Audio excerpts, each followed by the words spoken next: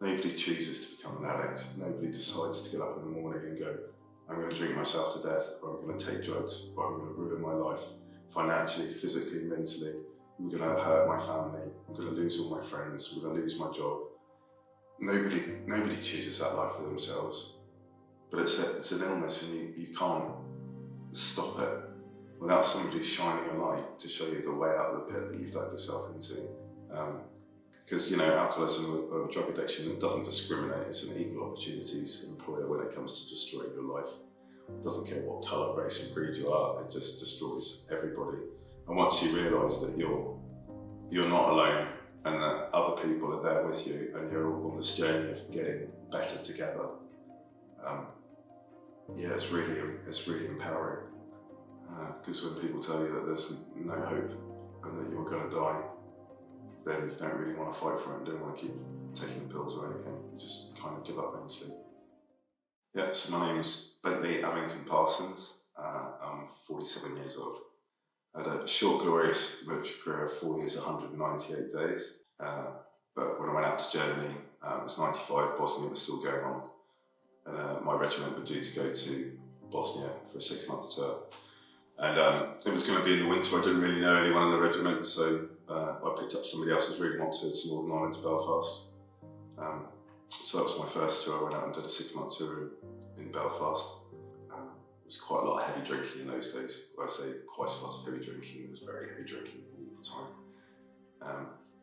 Which is kind of where I learned to drink properly, as they would say, or improperly, as I know now. I came back for about a month, 2 months. It's a bit hazy, but then I went straight back out and did my second 6-month tour in Belfast.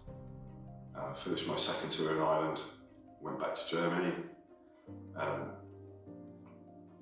I think my replacement couldn't handle it. I can't remember what happened, but he was RTU'd from Ireland, so I volunteered to go and do a third tour. So I went straight back out. So I basically did 3 6-month tours back to back. I think at the time you were only supposed to do 1 6-month tour every 2 years.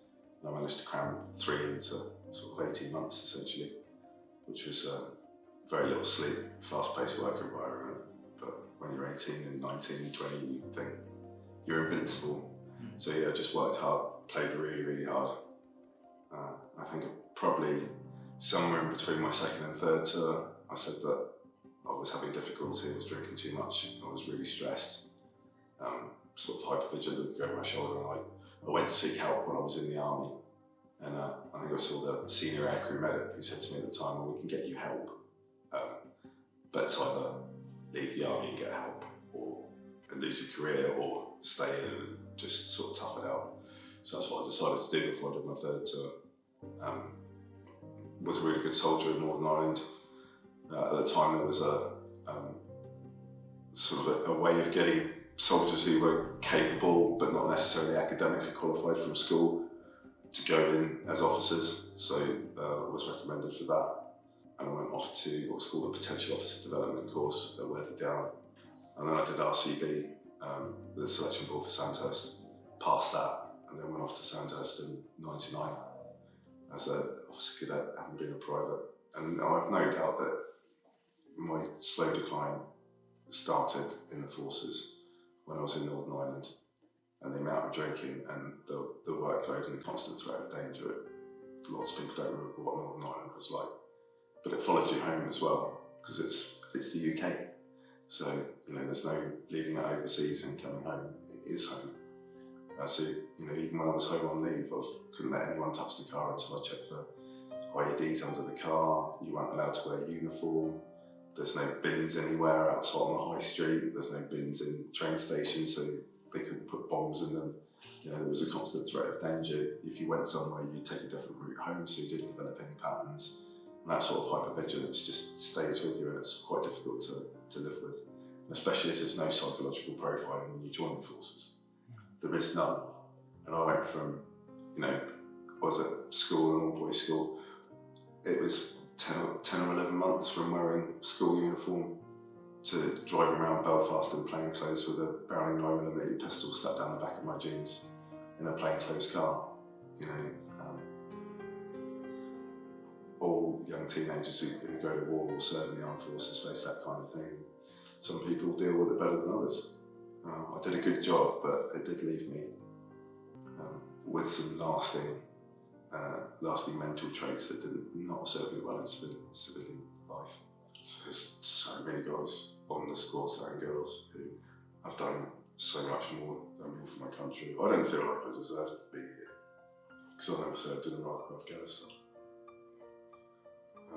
But lots of service people are like that. They think they deserve it because they're used to putting everybody else first and not themselves. Don't want the fame, don't want the glory. Just do it because they feel strongly about something. And I don't know why. I don't know why. I've lost 2 mates. One person I knew very well in the last 2 years. One of them served in Iraq. He had children, thought he was fine, he committed suicide. Hung himself. And another one committed suicide by shooting himself. But sort of carried on towards lockdown. Affected everybody in the country. They went from travelling all over the world to pretty much just sat in my house in Mid Wales, doing everything, you know, over the laptop, the phone, Zoom meetings. Everyone went through that at that point. Unfortunately, my marriage broke down. I lost quite a lot in that house, and it was the end of a 21 year relationship. And then started to drink even heavier after that. The illegal drugs started to come into it as well. I was just really a mental decline. I'd always been a heavy drinker, but pretty much in social circles. But you know, that developed into drinking in the morning, you know, getting up. And then I met my late partner, who was lovely. She was a lovely girl.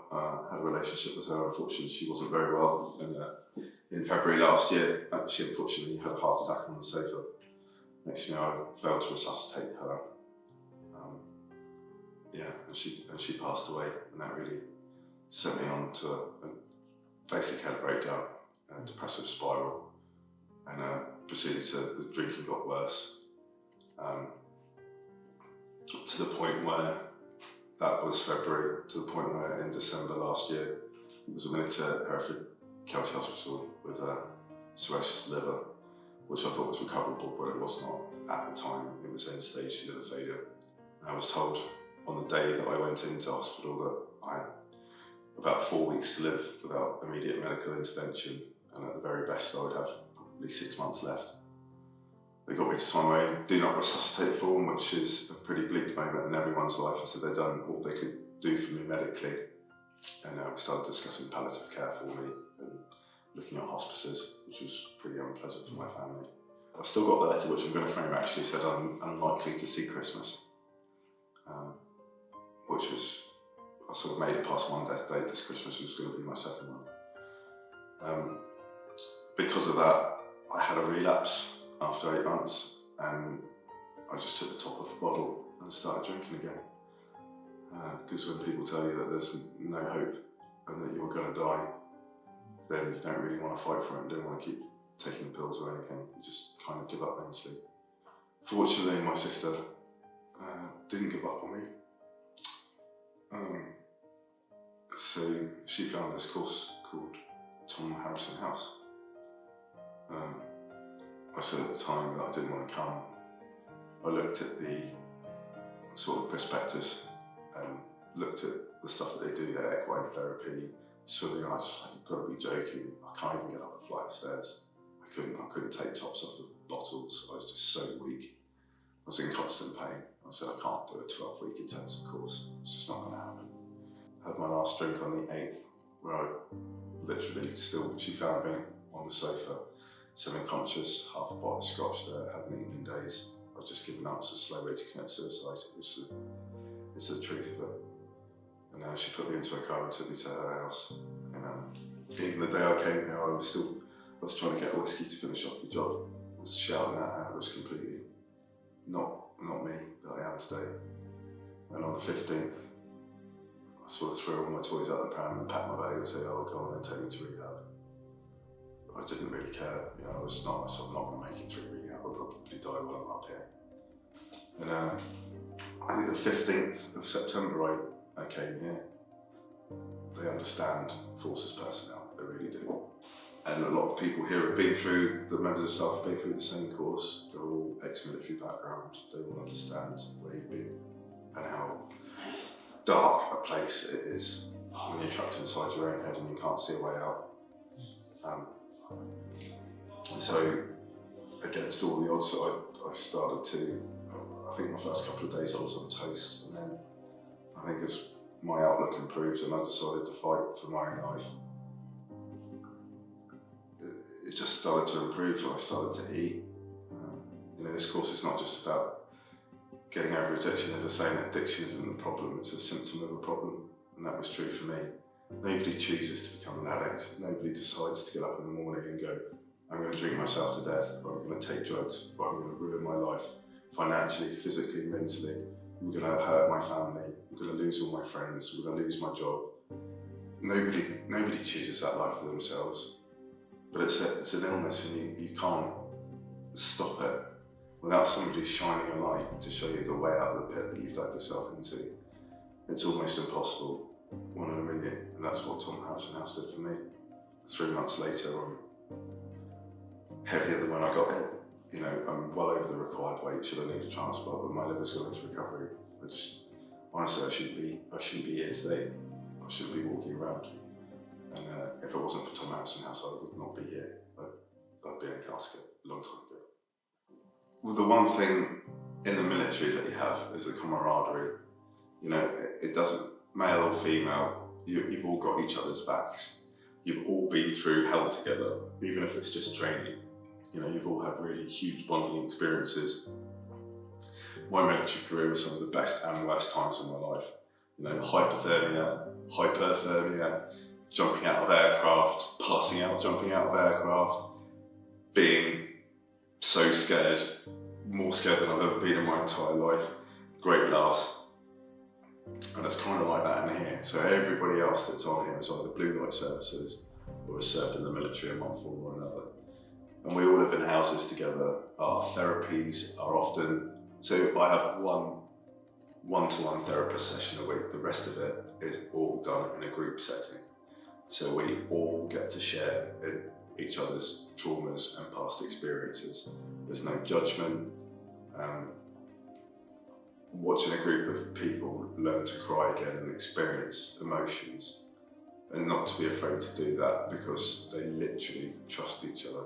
We've got people from all parts of the armed services, and I think if you went and spoke to them, they'll be like, yeah, I'll take a bullet for him. I've got his back. And we really would. We look after each other 24 hours a day. You know, we sleep in the same houses together, we cook each other food at night, we get each other up in the morning, and we come and do a full session in here. And people here will make friendships that will last for the rest of their lives in recovery, the same as they did when they were in the forces. And there's one thing with Alex, you all think that you're unique in your addiction. You know, that I locked myself in my lounge, draw the curtains, wouldn't open mail, wouldn't answer the door, cut off connection with my family, with my mother and my sister, wouldn't speak to anyone because I was ashamed that I was an alcoholic. I was ashamed to hide, I just wanted to hide my addiction. I didn't want anyone to know. And the more that happened, the more my addiction took hold of me. And you think you're alone, and that's the biggest thing I think for me. I always thought I was alone. And within a week or two of being here, you're like, oh, I'm not alone. Everyone else in here, they all thought that they were alone in their addiction and that they were unique. And as you start to open up, you realise that you've all had the same experiences. Because, you know, alcoholism or drug addiction, it doesn't discriminate. It's an equal opportunities employer when it comes to destroying your life. It doesn't care what colour, race or creed you are, it just destroys everybody. And once you realise that you're not alone and that other people are there with you and you're all on this journey of getting better together, yeah, it's really empowering, you know, and especially when people have been in the military, you know, they've got this sense of honour and pride amongst themselves. And I certainly had, and when you lose that, you know, I didn't even want to go to remembrance parades. I didn't want to put my beret on, I didn't want to wear my medals because I just felt not worth it, not worthy of it. I certainly didn't want to speak to anybody else in the military or my friends because I didn't want them to look down on me. I felt ashamed of where I got to.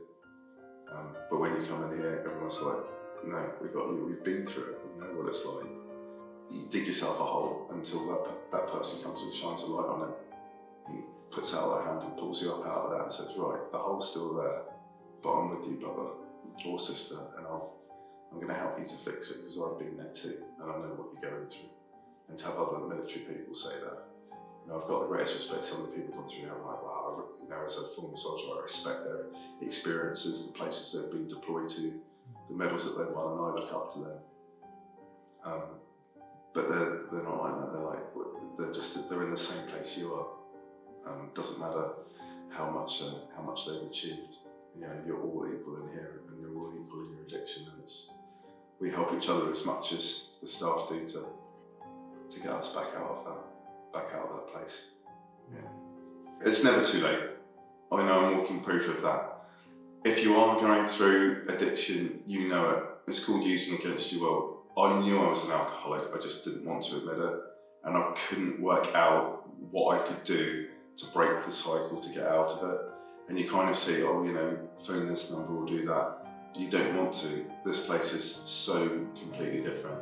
So if you have served in the military and you find yourself in a place where your life's just completely unmanageable and you just can't stop drinking or you can't stop using drugs and your life's falling apart, it can be saved, it can be turned around. There is a way out. You don't have to see anyone specialist, you can self-refer, you can have a family member refer you. The website's there, all you've got to do is make that first phone call. There's loads of charities that try to support this place. There needs to be more, but there are ways, and they won't let you go either. It's not just a 12-week course and off. There's stuff after Tom Harrison House that they provide, that they get funding for, that will help you get back on your feet, help you get back into work. And they'll help you, the work they do here, patching up people's relationships with their families. Doesn't matter if your family won't speak to you, it's a holistic approach to doing the whole package, and putting everything back together. So it's so hard if you are in that hole just to make that one step, but just, if you have one moment of sobriety and your life's falling apart and you're sad and you're crying, which I was, and there's that little voice inside you that's screaming, I am absolutely screwed and I can't cope with this anymore. All you have to do is just make that one phone call. That's all you have to do.